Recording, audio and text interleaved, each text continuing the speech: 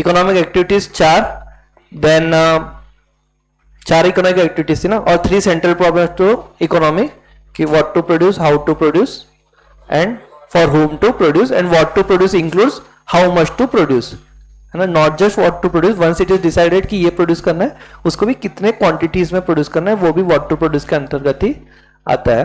Then हम लोग ने अपॉर्चुनिटी कॉस्ट पढ़ा था कि कोई भी अगर एक अल्टरनेटिव आप सिलेक्ट करते हो तो उसके लिए आपको कुछ और अल्टरनेटिव फोरगो करना पड़ता है, एक से ज्यादा भी फोरगो करना पड़ता है, बट अपॉर्चुनिटी वो कॉस्ट है कि उसमें से बेस्ट फिर जो भी है, मतलब वही कि आप लोगों को अगर मैं, हाँ, आप लोगों को अगर मैं पढ़ा रहा हूं जिसके लिए मुझे पर आवर कितने रुपीस मिल रहे हैं, 10 लाख नहीं मिल रहे ना यार, 10 लाख मिलता तो आपके सर पे बैठ के पढ़ाता मैं। सो 11 CBSE,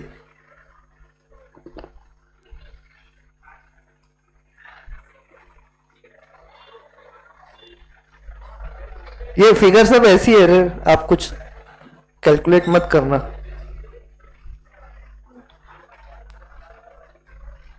ठीक है, तो फॉर एग्जाम्पल आप लोग को पढ़ा के कितना पर आवर कितना मिल रहा है, 80,000, चलो 80,000 रुपए पर आवर मिल रहा है, और 10 CBSE को 70,000 पर आवर, और यहाँ पे लेट से 60,000 पर आवर। ठीक है, तो 1 आवर का ही मेरे पास टाइम है फॉर टीचिंग, तो obviously I will choose 11 CBSE, क्योंकि इसमें मेरा जो इनकम है वो मेरा सबसे ज्यादा हो रहा है। तो वो अगर मैं नहीं पढ़ाता हूं तो देन मैं क्या पढ़ाऊंगा, तो ऑब्वियसली सेकंड बेस्ट हमको देखना है। ठीक है, तो जो लास्ट क्लास में शायद बात हुई थी कि ये इसका अपॉर्चुनिटी कॉस्ट ये रहेगा, ये दोनों का टोटल नहीं रहेगा।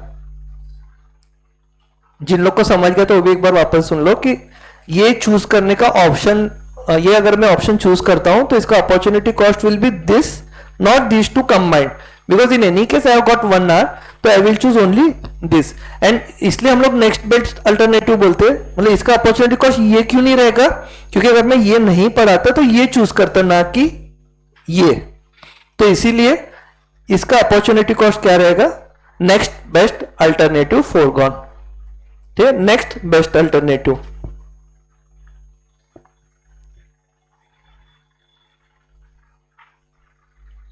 चलो,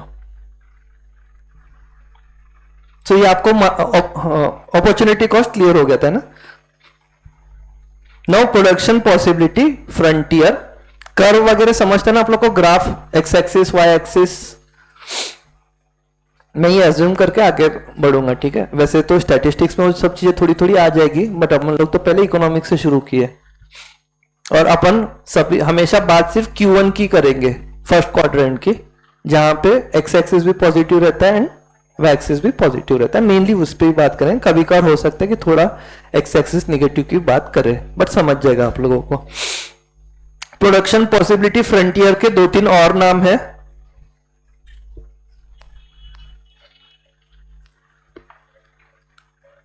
क्या हो गया, हाँ, प्रोडक्शन पॉसिबिलिटी फ्रंटियर को हम लोग प्रोडक्शन पॉसिबिलिटी कर्व भी बोल सकते हैं।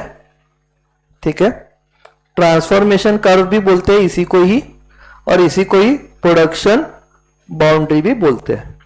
ठीक है, ये इकोनॉमिक्स में पहला आप टेक्निकल चीज पढ़ रहे हो। ठीक है, थोड़ा डिफिकल्ट है बट समझ आ जाएगा आपको धीरे धीरे। ठीक है, तो प्रोडक्शन पॉसिबिलिटी फ्रंटियर में हम लोग क्या देखते हैं, अभी तक के तो हम लोग देखते थे कि लिमिटेड रिसोर्सेस है तो आपको चूज करना है, आइदर ये गुड बनाया जाए या वो गुड बनाया जाए। अगर 2 ऑप्शन है तो इधर दिस और दैट, बट बोले कि ऐसा नहीं है, अपन कॉम्बिनेशन भी तो कर सकते हैं ऑफ 2 गुड्स।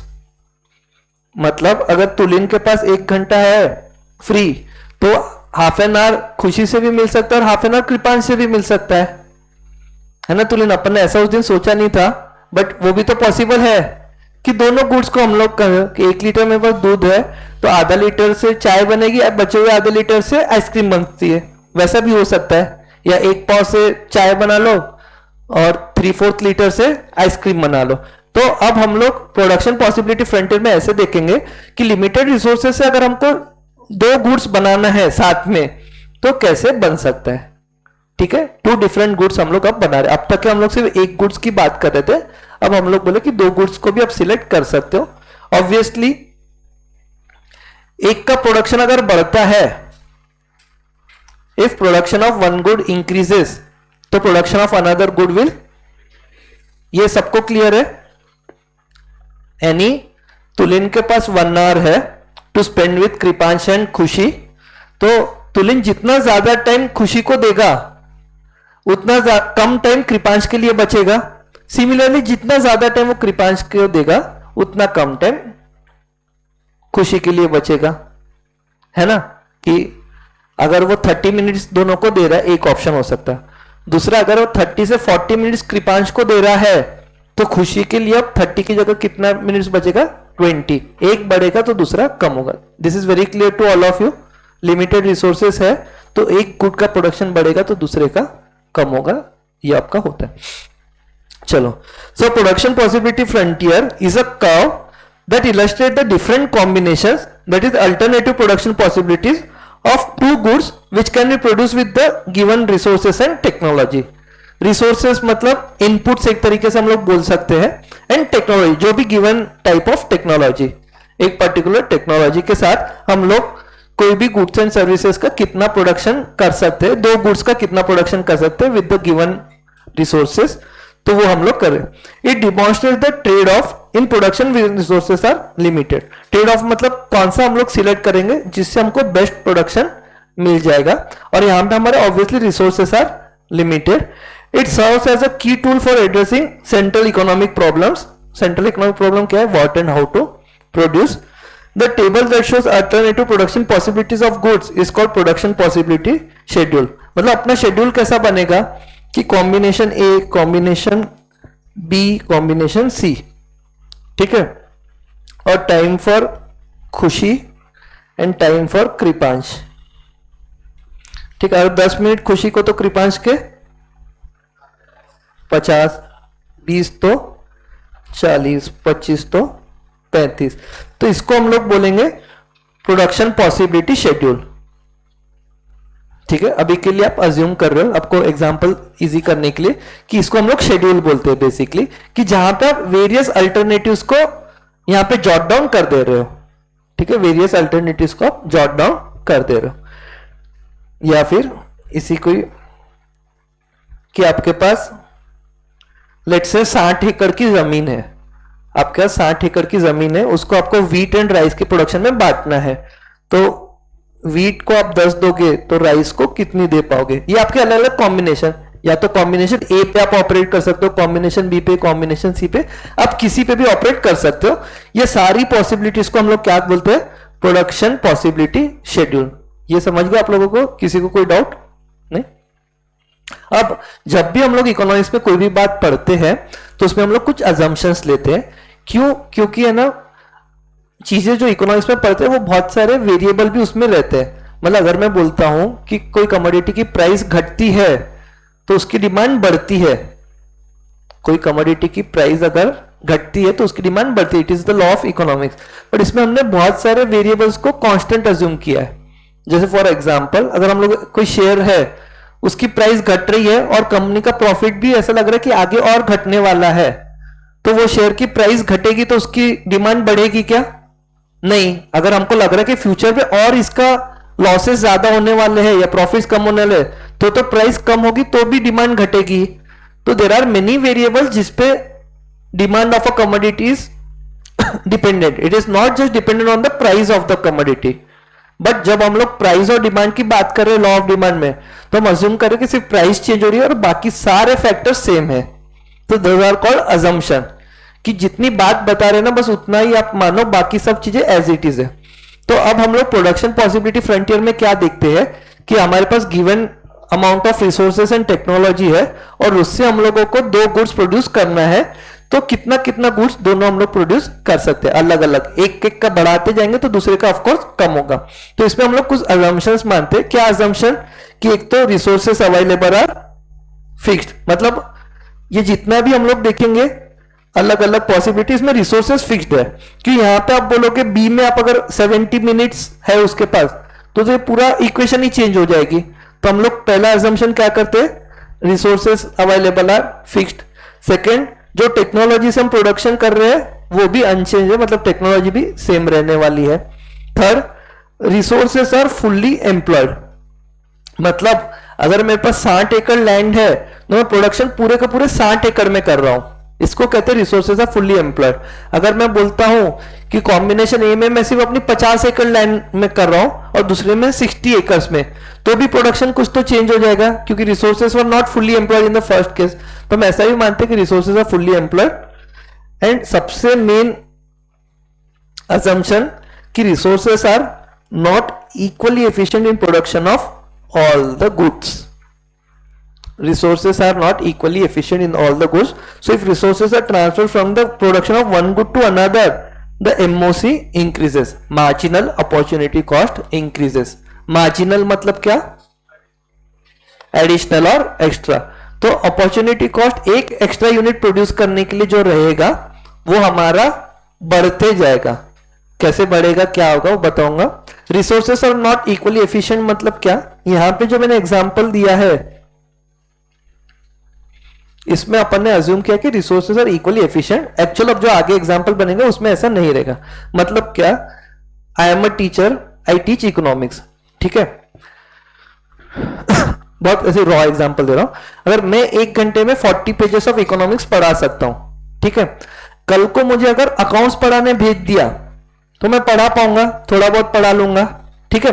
तो resources have been transferred from the production of one good to another. My main forte is economics, but I can also teach accounts, but will I be equally efficient in teaching accounts. तो यही example में अगर मैं may be 1 our में 40 pages of economics पढ़ा पाता हूं, तो अकाउंट्स की बात आएगी तो हो सकता है मैं 30 पेजेस अकाउंट्स के पढ़ा पाऊंगा। पवन सर 40 पढ़ा लेंगे, पवन सर 1 आवर में 40 पेजेस ऑफ अकाउंट्स पढ़ाते हैं, मैं 1 आवर में 40 पेजेस ऑफ इकोनॉमिक्स पढ़ाता हूं। But if I am transfer to production of other good, तो I will not be equally efficient. ये बात आप लोग मानते हो? तो resources are not equally efficient in production of all the commodities. Resources are not equally efficient in the production of all the commodities, जिसके वजह से मार्जिनल अपॉर्चुनिटी कॉस्ट इंक्रीज होता है। ये क्या अभी बोल रहा हूं, अभी आपको डेफिनेटली नहीं समझ रहा होगा, बट जैसे हम लोग लॉ पढ़ेंगे तब आपको समझेगा, ठीक है। लॉ नहीं, सॉरी, कर।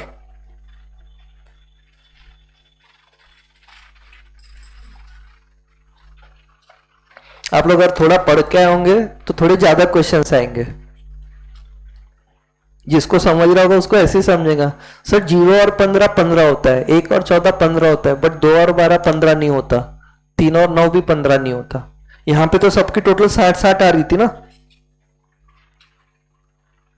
यहां पे सबकी टोटल 60 आ रही थी, यहां पे भी वैसी होना चाहिए। जो पढ़ के आया उसको समझ भी रहा है मैं क्या बोल रहा हूं, बाकी लोग बोले सर कहां।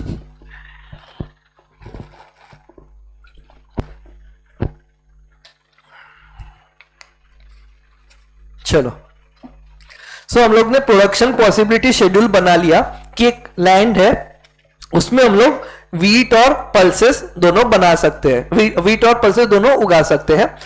एक ऑप्शन हम लोग, 2 एक्सट्रीम ऑप्शन लेते हैं, या तो आप पूरा पल्सेस उगाओ या तो आप पूरा वीट उगाओ, एंड उसके बीच में बहुत सारे दूसरे अल्टरनेटिव्स है।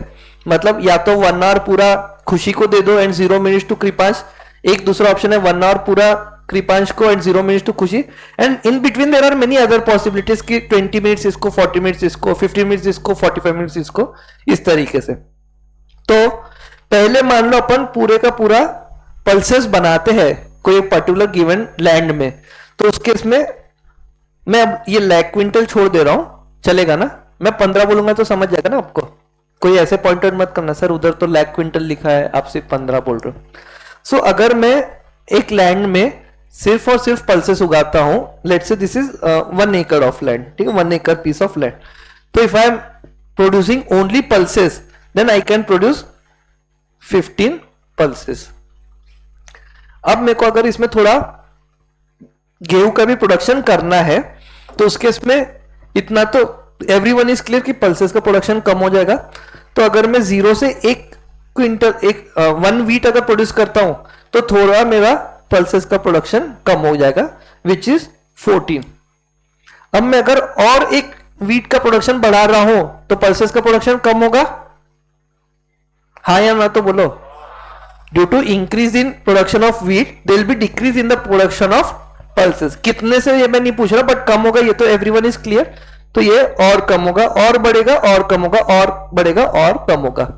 लेकिन अगर आप यहां पे देख रहे होंगे तो यहां पे पहले कितने से कम हुआ, 1 से। एक एडिशनल वीट प्रोड्यूस करने के लिए पल्सेस में पहले कितने से कम हुआ, 1 से, राइट। बाद में सेकेंड वीट प्रोड्यूस करने के लिए पल्सेस कितने से कम हो रहा है, 2 से। थर्ड के लिए 3 से, फिर 4, फिर 5। तो पहले एक अगर हमको एडिशनल प्रोड्यूस करना था ना तो हमारा लॉस कितना हो रहा था, अपॉर्चुनिटी कॉस्ट मात्र 1 पल्सेस का। बट और 1 वीट फिर प्रोड्यूस करना है तो फिर 2 का, फिर 3 का, फिर 4 का, फिर 5 का। ठीक है, सही लग रहा है कि नहीं आपको? ऐसा ही होता है ना? किसको लग रहा है ऐसा ही होता है? सही बना हुआ है कि नहीं? आपका कॉमन सेंस क्या बोलता है, ये सही है कि नहीं? किसका कॉमन सेंस बोल रहा है कि ये सही है, ऐसा ही होता है बराबर?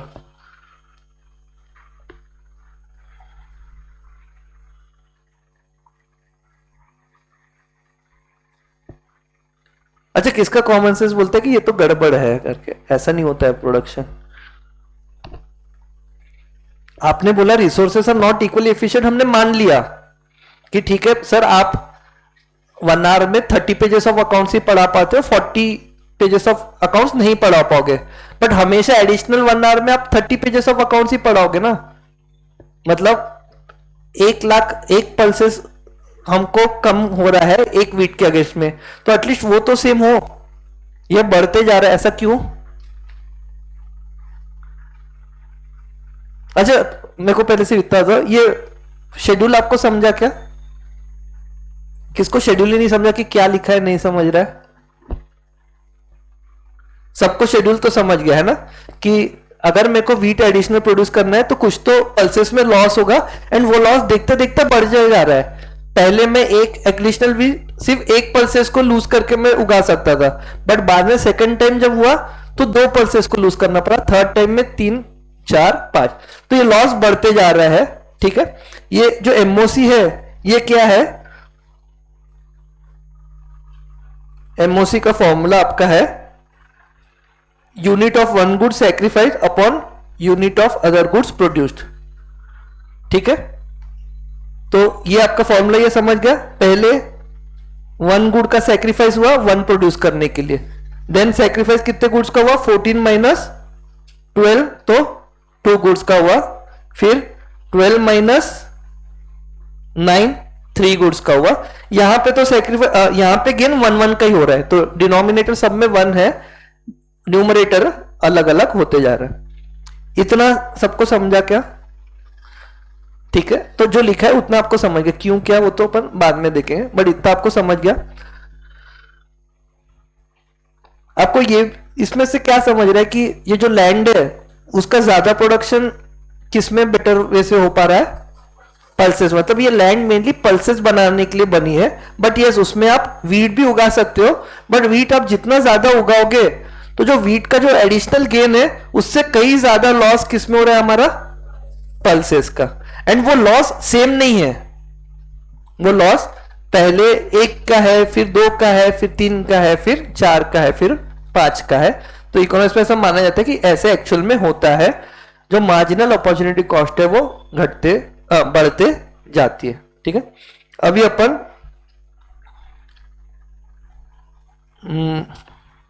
हाँ थोड़ा स्टैट्स पे चले जाते हैं। इसको आप लोग को अगर साइंस याद होगा तो इसको कॉन्केव टू द ओरिजिन बोल सकते हैं।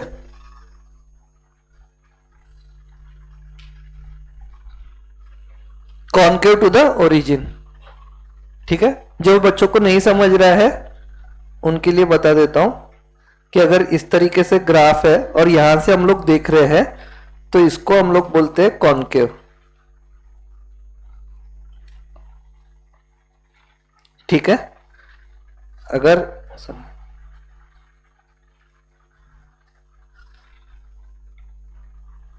इसको बोलते हैं कॉन्वेक्स। अब कोई बच्चा बोलेगा सर ये तो कॉनकेव है, तो आप ओरिजिन से देखो बेटा, ये ओरिजिन है। जिसको मैथ्स जिसको साइंस नहीं आता वो याद कर लो कि वो ऊपर वाला कॉनकेव है और ये कॉन्वेक्स है। ठीक है, टेंशन मत लो आप लोग, है ना। पहले इकोनॉमिक्स इज अ साइंस बोल के आपका आधा दिमाग खराब है। सो दिस इज कॉल्ड, ऊपर वाला is called a concave and this is called convex shape. अगर ये वाला अपन बात करें तो कौन सा शेप का दिख रहा है? कॉनकेव। ठीक है। और थर्ड पॉसिबिलिटी क्या रहेगी? कर्व की स्ट्रेट लाइन रह सकती है।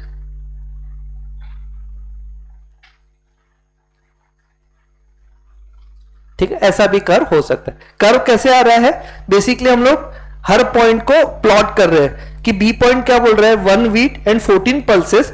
तो हम लोग ने क्या किया, 1 वीट तो ऐसा किया और 14 पल्सेस ऐसा किया, ये हमारा पॉइंट आ गया। ऐसे करके B point, C point, D point, E point, F point ऐसे अलग अलग प्लॉट हुए और ये सबको ऐड कर लिया तो हमारा बन गया प्रोडक्शन पॉसिबिलिटी कर्व। इसी को हम लोग कहते हैं प्रोडक्शन पॉसिबिलिटी फ्रंटियर। इसी को ही हम लोग कहते हैं ट्रांसफॉर्मेशन कर्व। इसी को ही हम लोग कहते हैं प्रोडक्शन बाउंड्री। इतना तो याद कर लो, मतलब नहीं समझ रहे चीजें याद तो आप कर ही सकते हो। तो 3 टाइप के कर्व बन सकते हैं। अगर 2 एक्स एंड वाई एक्सिस को हम लोग प्लॉट करें, 3 टाइप के मोटा मोटी कर्व बन सकते हैं, या तो कॉनकेव, या तो कॉन्वेक्स, या तो स्ट्रेट लाइन। ठीक है।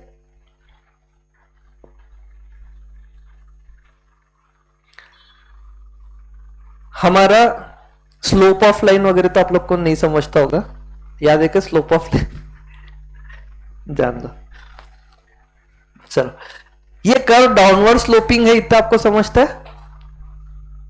सुबह वाले बैच को बच्चे को हंसी आ रही, क्योंकि एक बच्चा बोलता है कि सर डाउनवर्ड स्लोपिंग आप कैसे बोल रहे हैं? तो मतलब बेटे अपन इंग्लिश पढ़ रहे तो लेफ्ट टू राइट देखना पड़ता। तो उसको ये नहीं पता कि इसको डाउनवर्ड को इसको अपन अपवर्ड भी तो देख सकते हैं अगर राइट टू लेफ्ट पढ़ो तो ये आपको सबको क्लियर है कि this is downward sloping curve. तो डाउनवर्ड स्लोपिंग कर्व तब बनता है इकोनॉमिक्स में, आगे भी आप लोग देखोगे, जब एक के बढ़ने से दूसरा घट रहा है। एक्स एक्सिस बढ़ेगा तो वाई एक्सिस घटेगा, एक्स एक्सिस घटेगा तो वाई एक्सिस बढ़ेगा, तो डाउनवर्ड स्लोपिंग कर्व बनता है। इतना क्लियर? इस केस में अपोजिट ही रहेगा हमेशा, एक का प्रोडक्शन बढ़ रहा है तो दूसरे का प्रोडक्शन कम होगा। इस वजह से ये कर्व कैसा रहेगा? Downward sloping.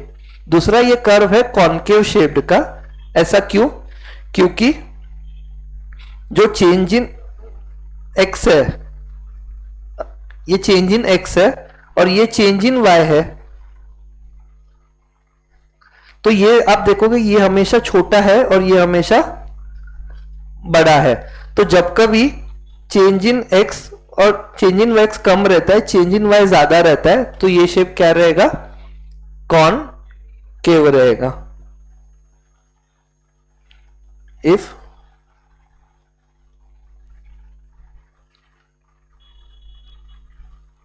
change in y-axis is more than change in x-axis, then this is called then curve आपका जो बनेगा वो कैसा बनेगा? कॉनकेव। और इसी का उल्टा कॉन्वेक्स बन जाएगा। अपने अभी वाले एग्जांपल में क्या है? Change in y is more than change in x, तो इसलिए ये कर्व कैसा है? Concave shape. तो 2 चीजें आपको समझ गई। कर्व एक तो डाउनवर्ड स्लोपिंग है left to right, and it is concave to the origin. ठीक है।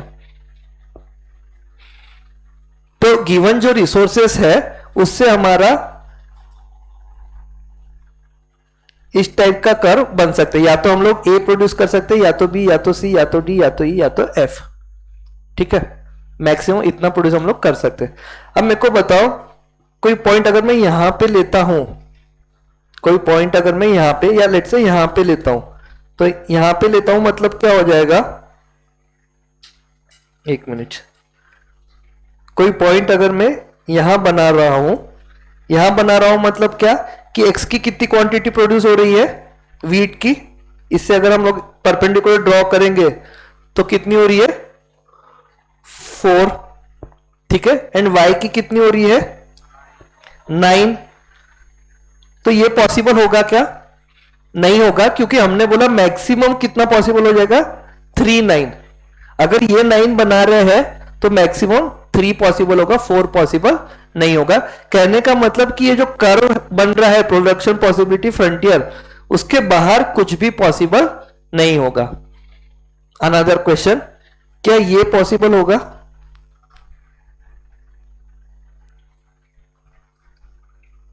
ये पॉइंट लेट से Z पॉसिबल होगा क्या? मतलब मैं क्या प्रोड्यूस कर रहा हूं Z के केस में 2x एंड 5y, ये पॉसिबल हो सकता है क्या?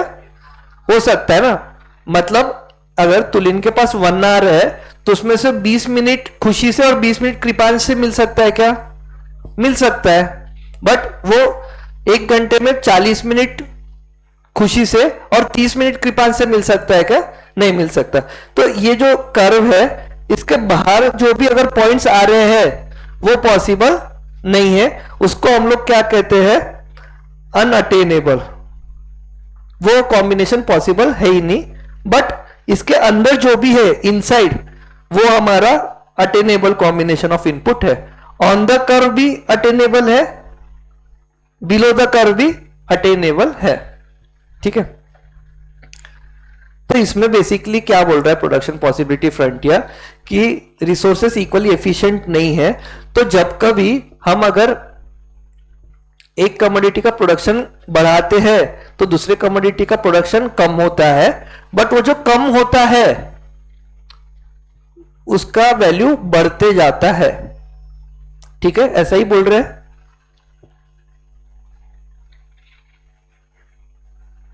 ये दो हमारे फीचर्स प्रोडक्शन पॉसिबिलिटी फ्रंटियर के, कि it is downward from left to right and it is concave to the origin. अब ये क्यों होता है वो आपका अभी भी क्वेश्चन है ना, कि सर आपका ये जो कर्व है इस तरीके का कुछ होना चाहिए था कि 0 15 1 14 2 13 3 12 4 11 5 10, तो थोड़ा डाइजेस्टिबल रहता कि हाँ यार ये सही है। कितने लोग को ऐसा लग रहा है कि सर वो एक्चुअली फिगर्स इस तरीके जो ग्रीन में लिखे वो होना चाहिए, ना कि जो बुक में लिखे है? करो ना, हाथ ऊपर करो, कोई दिक्कत थोड़ी है। अच्छे से करो बेटा। 3 कोई लग रहा है? आपको क्या लग रहा है बेटा? यही सही है। क्यों? लैंड एफिशिएंट नहीं है ना। तो इसका मतलब क्या कि अगर यहां पे एक से कम हो रहा है सेक्रीफाइस, तो हमेशा एक से ही सेक्रीफाइस होना चाहिए ना, कभी एक कभी दो। मतलब मैं अगर 1 घंटा अकाउंट्स पढ़ा रहा हूं तो मेरा कितने पेजेस का लॉस हो रहा है? 10 पेज का। 2 घंटा पढ़ा रहा हूं तो एडिशनल कितने पेजेस का लॉस हुआ? 10 ही। 3 में भी 10। तो ये एटलीस्ट ऐसा रहना चाहिए था ना। चलो इस तरीके का रहना चाहिए था कि अभी हमें थर्ड पॉसिबिलिटी कि 15 से 13 आप कर दो सर, कि आप एक एडिशनल वीट बना रहे हो तो 2 पल्सेस का जा रहा है, क्योंकि land is not equally efficient. वो पल्सेस बहुत अच्छे से बना सकती है, बट वीट आप बना रहे हो तो पल्सेस का ज्यादा लॉस होगा। And then it should have been like this. यहां पे भी तो land is not equally efficient आ गया कि हर एक को प्रोड्यूस करने के लिए उसका 2 पल्सेस का लॉस हो रहा है। तो ठीक है भाई, it is not equally efficient. But यहां पे जो लॉस हो रहा है वो बढ़ते बढ़ते जा रहा है। ऐसा क्यों? ऐसा किसी का में क्वेश्चन नहीं आ रहा है आपका? तो बेटा ये ब्लू में भी सॉल्व हो जाता ना। ये ब्लू वाला गलत है तो आप बताओ। देखो वो ब्लैक वाला जो लिखा ना वो मैं नहीं मिटा सकता, बाकी ब्लू ग्रीन सब मिटा सकता हूं। तो आपको गलत लग रहा होगा तो बताओ। आप जो बोल रहे हो ब्लू में सेटिस्फाई होती हो कंडीशन, होती है ना।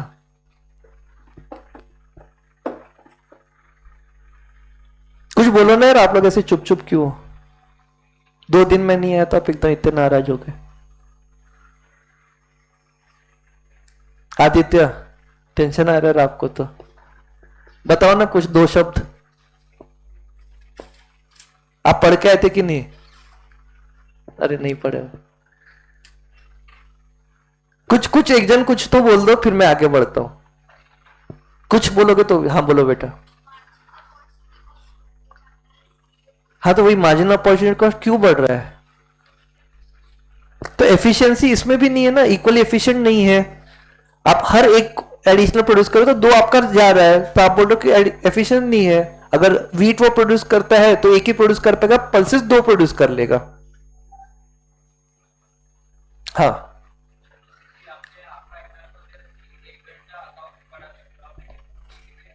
हाँ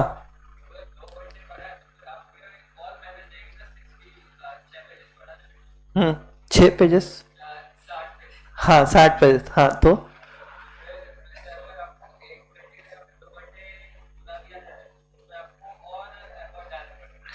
और एफर्ट डालना पड़ेगा, तो मैं 60 पेजेस पढ़ा पाऊंगा कि नहीं फिर 2 घंटे में?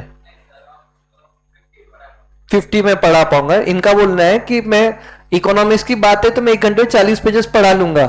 1 घंटा मेरे को बोल दिया अकाउंट्स पढ़ाने, तो मैं 30 पढ़ा लूंगा 40 की जगह। बट लगातार अगर मुझे 2 घंटे बोला तो मैं टोटल मिला के 50 ही पढ़ा पाऊंगा। मतलब कि पहले घंटे में 30 पढ़ा लूंगा, बट दूसरे घंटे तो मैं 30 भी पढ़ाने के लायक नहीं हो जाऊंगा, मैं 20 ही पढ़ा पाऊंगा। ऐसा ही ना? समझे क्या बेटा कुछ? हाँ बोलो बेटा। प्रोडक्शन लैंड इक्वली एफिशिएंट नहीं है दोनों केसेस।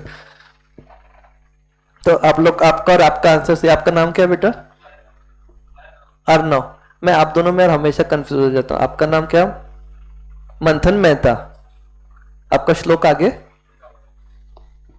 GUNDAWAR। ओके। सी क्या होता है, यही वाला एग्जाम्पल, ठीक है?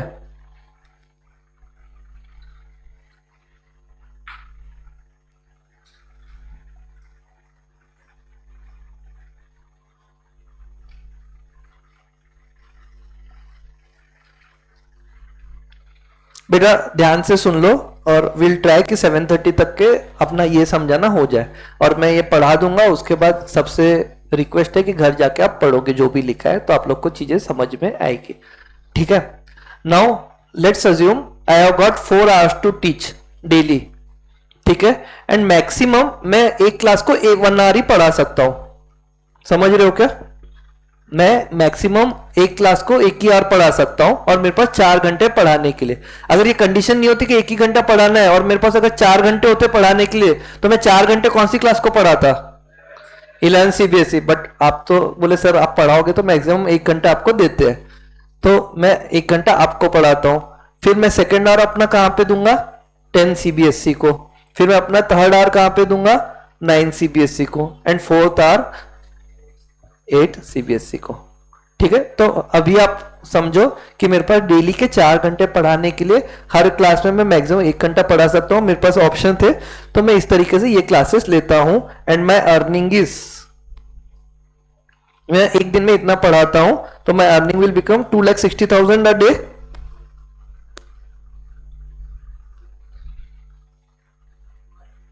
टू 90 हो रहा है, बाकी 60 बोल रहे हैं। हाँ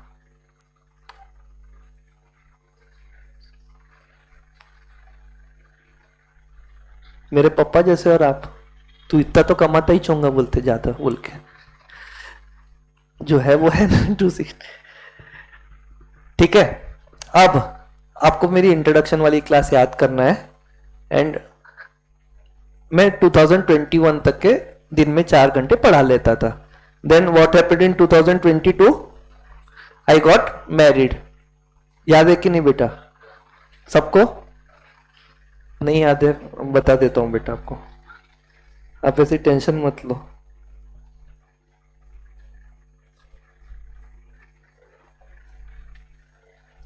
आप लोग ध्यान नहीं देते यार सब चीजों को।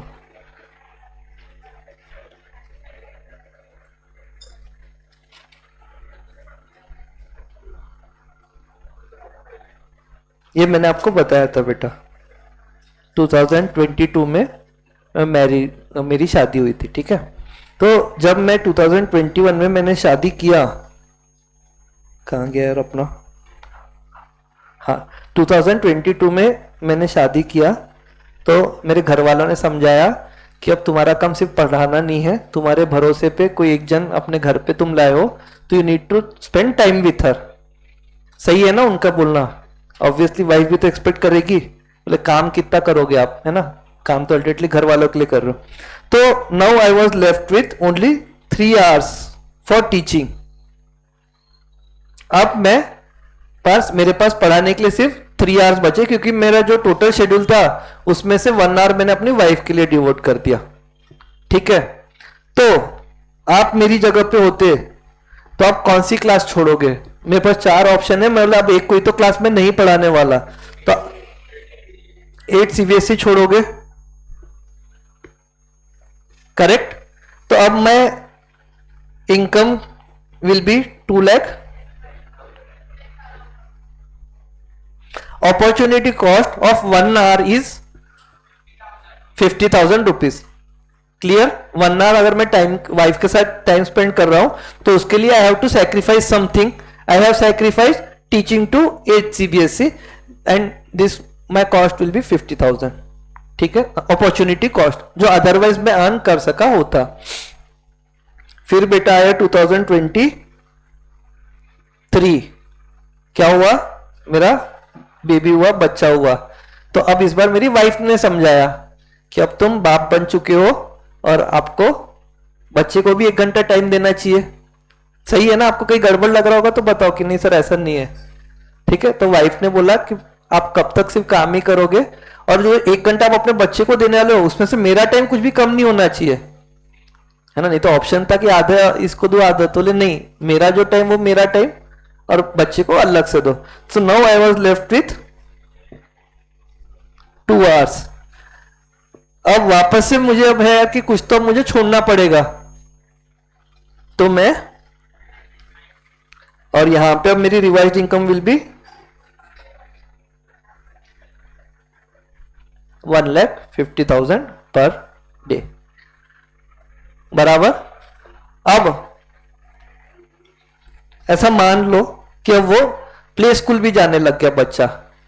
ठीक है, तो अब उसको मेरे को डेली छोड़ने और लेने भी जाना है, तो उसमें मेरा 1 और घंटा चला गया।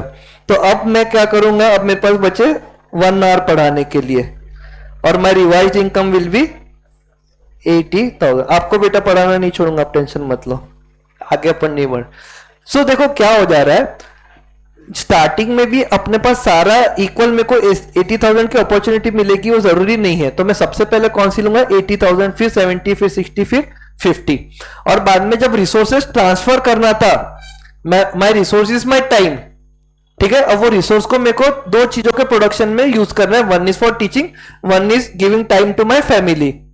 तो जब मेरे को फर्स्ट रिसोर्स हटाना था तो मेरे लिए जो मोस्ट इनएफिशिएंट है, मोस्ट कम वैल्यूएबल है, वो रिसोर्स में यहां पे ट्रांसफर करता हूं।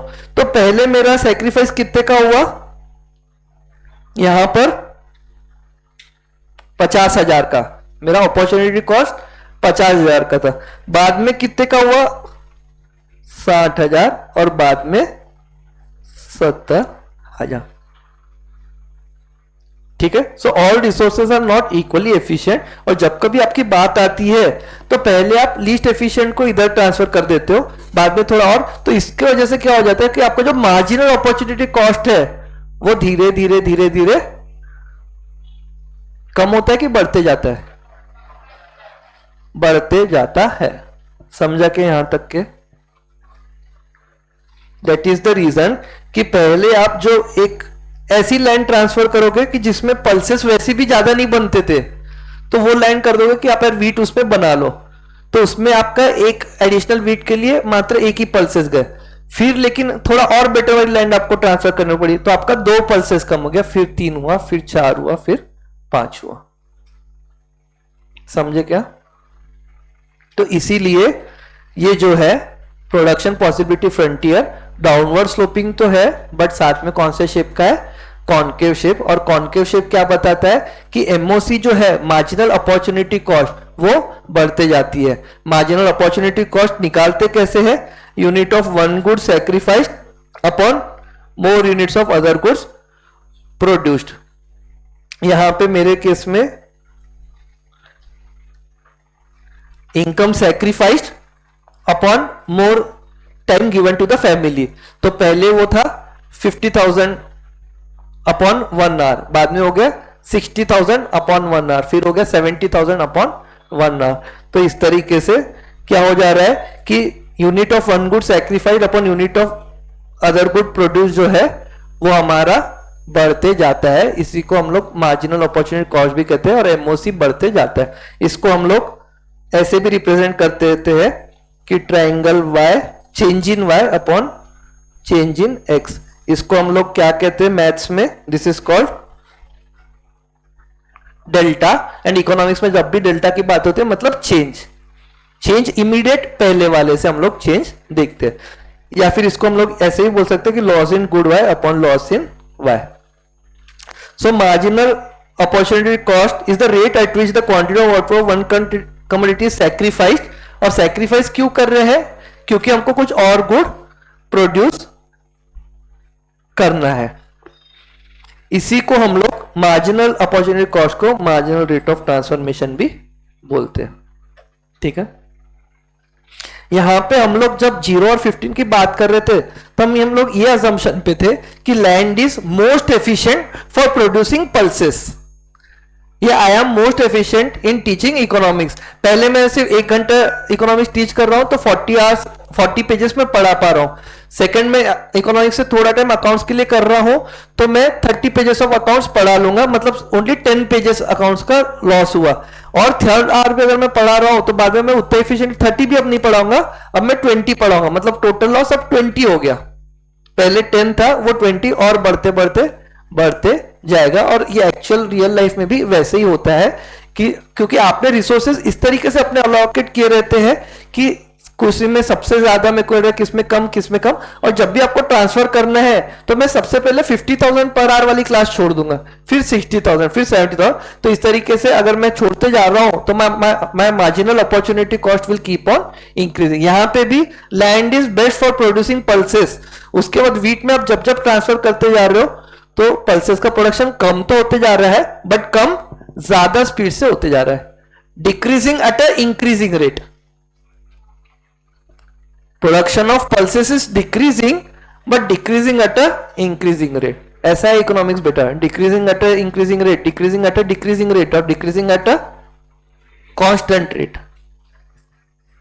तो अभी अपने को पढ़ना है डिक्रीज तो हो रहा है बट इंक्रीजिंग रेट पे डिक्रीज हो रहा है। इंक्रीजिंग रेट पे डिक्रीज मतलब देखो कैसे मैं बताता हूं बेटा। नहीं 1 मिनट बचा है ना, आप घर जाके भी क्या ही करने वाले हो ना, ही आपके पेरेंट्स आपकी राह देखते होंगे, है ना। आपके स्पाउस थोड़ी है कि विचार सुनो ना, सुनो मजाक कर ला। 2022, 2023, 2024, ठीक है। मैं सैलरी वॉज इन 2022 1 लाख था, फिर 1,10,000 हुआ और फिर 1,15,500 हुआ। ठीक है, यहां पे मेरी सैलरी कितने परसेंट से बढ़ी 2023 में? यहां पे रफली 5% से बढ़ी। तो इसका मतलब समझो 2022 से 2023 में सैलरी मेरी बढ़ी क्या? यस। 2023 से 2024 में मेरी सैलरी बढ़ी क्या? यस। बट 2024 में मेरी salary got increased but at a decreasing rate. पहले मेरी सैलरी 10% से बढ़ती थी, अब मेरी सैलरी बढ़ तो रही है तो इंक्रीज तो हो रही है but at a decreasing rate. इसका उल्टा यहां पे डिक्रीज तो हो रहा है but at a increasing rate. तो घर जाके थोड़ा सोचना समझना, कल फिर मिलते हैं। धन्यवाद। आज ऐसे लगा हुआ कुछ पढ़े हम लोग ने।